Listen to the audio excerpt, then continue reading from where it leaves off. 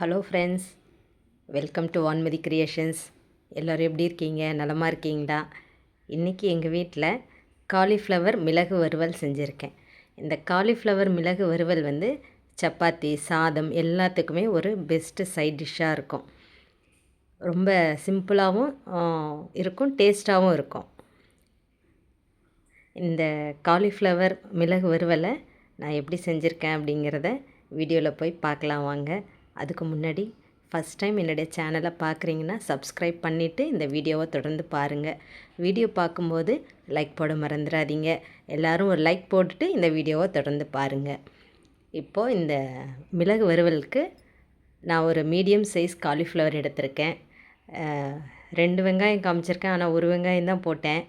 ஒரு தக்காளி, 2 பச்சை மிளகாய். இப்போ இந்த காலிஃப்ளவரை நம்ம கட் பண்ணி க்ளீன் பண்ணிக்கலாம்.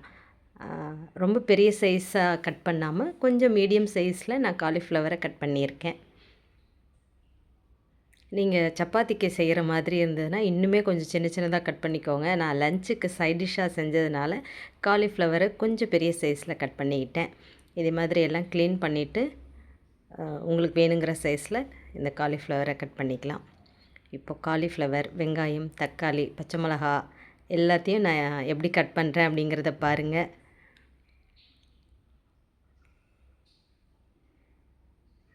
எல்லாத்தையும் கட் பண்ணி ஒரு பாத்திரத்தில் போட்டுக்கிட்டேன்.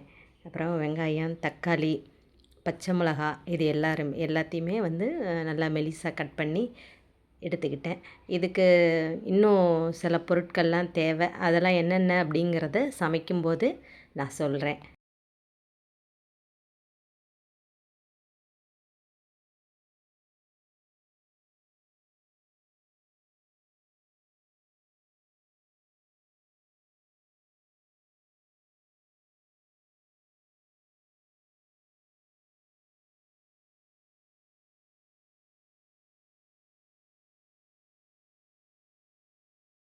நான் ரொம்ப சிம்பிளாகவும் டேஸ்ட்டாகவும் டெய்லி சமைக்கக்கூடிய ரெசிபீஸ் தான் நான் போட்டுட்ருக்கேன். நீங்கள் ஒரு லைக் போட்டுட்டு கண்டிப்பாக பாருங்கள் ஃப்ரெண்ட்ஸ். இப்போ வெங்காயம், தக்காளி, பச்சை மிளகாய் எல்லாத்தையுமே நம்ம க்ளீன் பண்ணி எடுத்தாச்சு. அடுத்தது இந்த காலிஃப்ளவரை வெந்நீரில் போட்டு நம்ம எடுத்துக்கலாம். ஒரு பாத்திரத்தில் நான் மூழ்கிற அளவுக்கு தண்ணி ஊற்றியிருக்கேன். ஒரு 2 டம்ளர் இருக்கும். அதுக்கப்புறமா மஞ்சத்தூள், கொஞ்சம் உப்பு போட்டு நம்ம கட் பண்ணி வச்சுருக்கிற காலிஃப்ளவரை இந்த தண்ணியில் போட்டுடலாம். தண்ணி ஒரு கொதி வந்த உடனே நம்ம எடுத்துடலாம். அப்போ காலிஃப்ளவர் ஒரு 80% இதிலையே வெந்துடும். ஒரு கொதியிலே வெந்துடும். ஏன்னா ஃப்ரெஷ்ஷான பூ இது.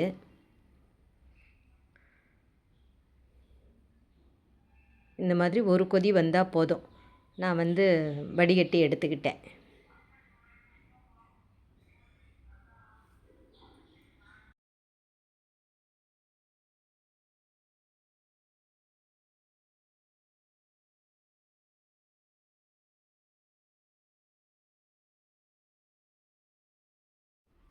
இப்போது காலிஃப்ளவரை தண்ணியிலேருந்து நல்லா வடிகட்டி தனியாக எடுத்து வச்சுக்கிட்டேன்.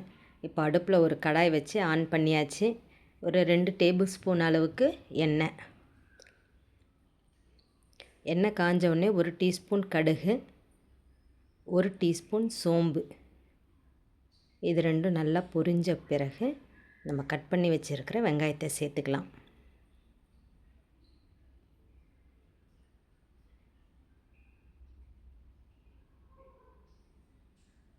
இப்போ கட் பண்ண வெங்காயம் சேர்த்து நல்லா வதக்கிக்கிட்டு 2 பச்சை மிளகாய் கட் பண்ணி வச்சுருக்கிறதையும் சேர்த்துக்கிறேன்.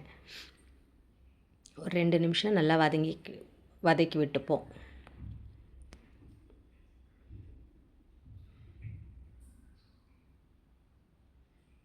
வெங்காயம், பச்சை மிளகாய் நல்லா வதங்கிடுச்சு. இப்போ 1 டீஸ்பூன் அளவு இஞ்சி பூண்டு பேஸ்ட்டு சேர்த்துக்கிறேன்.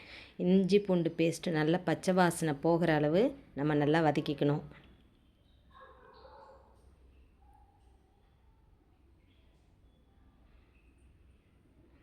இப்போது கட் பண்ணி வச்ச ஒரு மீடியம் சைஸ் தக்காளி, இந்த தக்காளியும் போட்டு நல்லா எண்ணெய் பிரிகிற அளவுக்கு நம்ம வதக்கிக்க போகிறோம். தக்காளி நல்லா குழஞ்சி வேகணும்.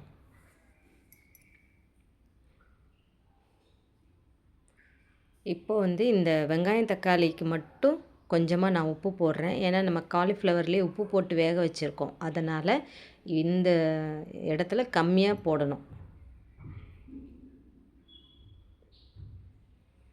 இப்போ வெங்காயம், தக்காளி எல்லாமே நல்லா வெந்துருச்சு. 1 டீஸ்பூன் அளவுக்கு நான் தனி மிளகாத்தூள் சேர்த்துக்கிறேன். அதே அளவு 1 டீஸ்பூன் அளவுக்கு தனியாத்தூள்.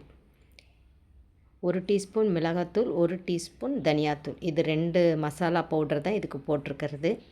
மஞ்சத்தூள் வந்து நம்ம காலிஃப்ளவர்லேயே போட்டாச்சு, அதனால் நான் இப்போ மஞ்சத்தூள் போடலை. இதை நல்லா வதக்கி விட்டுக்கலாம். இப்போ ஒரு கைப்பிடி அளவு கருவேப்பிலை சேர்த்தோடனே நல்லா கலந்து வேக விட்டுக்கோங்க. இப்போ வந்து வெங்காயம், தக்காளி எல்லாம் மசிஞ்சு வெந்துருச்சு. இப்போ நம்ம வடிகட்டி வச்சுருக்கிற காலிஃப்ளவர், இந்த காலிஃப்ளவர் போட்டு இந்த மசாலா சேர்கிற மாதிரி நல்லா கிளறி விட்டுக்கலாம். இப்போ இதில் வந்து நம்ம தண்ணியெல்லாம் எதுவுமே ஊற்றக்கூடாது. ஏன்னா காலிஃப்ளவர் வந்து வெந்துருச்சு. நம்ம மசாலாவும் நல்லா வெந்து எண்ணெய் பிரிஞ்சு வந்துருச்சு. இப்போ இது ரெண்டுத்தையும் நல்லா மிக்ஸ் பண்ணி எடுத்துக்கிட்டால் போதும். நம்ம மிளகு வறுவல் அப்படிங்கிறதுனால நான் கம்மியாக தான் வந்து மிளகாத்தூள் சேர்த்துருக்கேன். இப்போ இது நல்லா வறுபட்ட பிறகு நம்ம 1 டீஸ்பூன் அளவுக்கு மிளகுத்தூள் சேர்த்துக்கணும். மிளகுத்தூள் போட்டு நல்லா மிக்ஸ் பண்ணிக்கோங்க.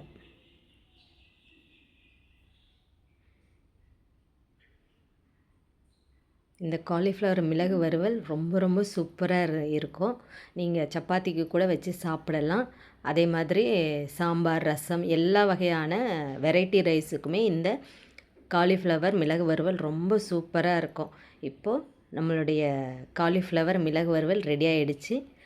ஒரு கைப்பிடி அளவுக்கு கொத்தமல்லி தூவி இறக்குனா நம்மளுடைய காலிஃப்ளவர் மிளகு வறுவல் சூப்பராக ரெடி ஆகிடுச்சு. டேஸ்ட்டு ரொம்ப நல்லா இருந்துச்சு.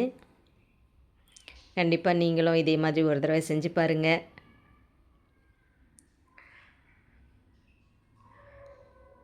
லைக் பண்ணுங்கள், ஷேர் பண்ணுங்கள், சப்ஸ்கிரைப் பண்ணுங்கள் ஃப்ரெண்ட்ஸ். இப்போ இதை நான் ஒரு பவுலில் எடுத்துக்கிறேன். ரொம்ப கலர்ஃபுல்லாக அருமையாக வந்திருக்கு. இதே மாதிரி இன்னொரு ரெசிபியோடு நான் உங்களை மீட் பண்ணுறேன். தேங்க்ஸ் ஃபார் வாட்சிங்.